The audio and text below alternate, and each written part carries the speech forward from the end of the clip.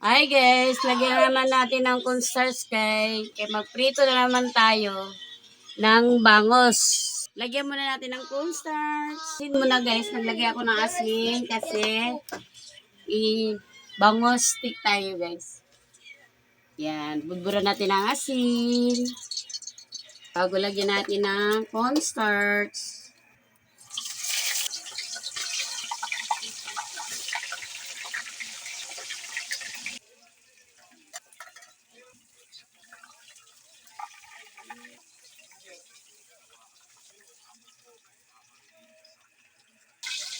Bawang, buyas,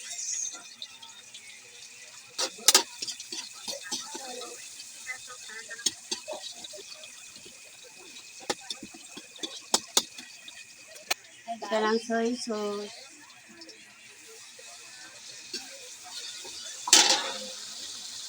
paminta,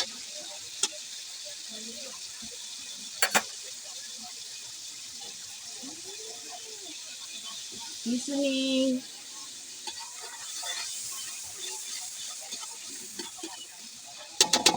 kalahati lang ang nilagay ko ng oyster sauce,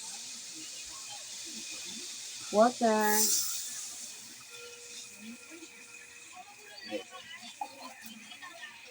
sugar, 2 kutsara lang, asukal, kuluin lang natin guys.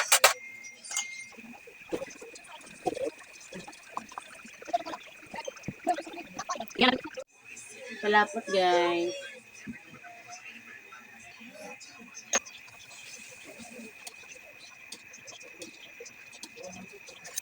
Kalamansi.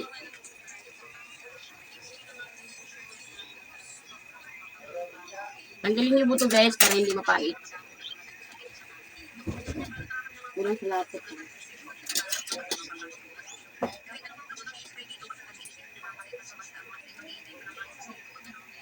Yung asin.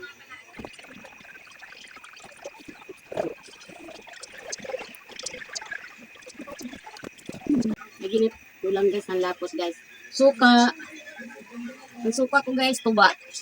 Ramin na. What's happened? Look the cream. Ha ha ha. Balik ko na yung isda guys.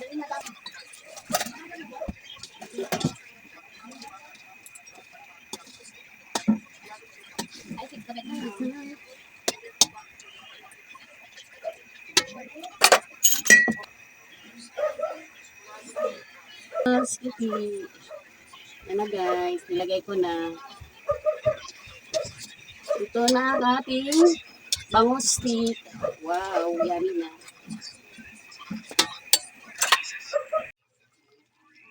Yummy na guys ang ating bangus stick.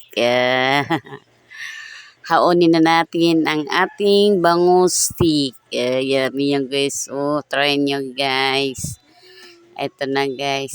Hindi na lang puro tinola o paksiw sa bangus. Pwede na natin gawin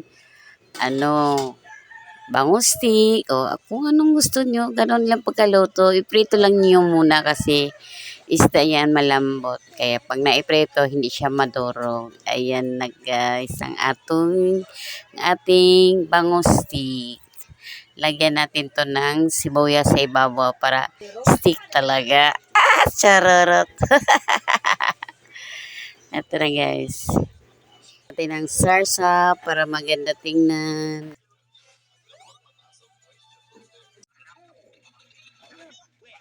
Na sa ating bangus stick.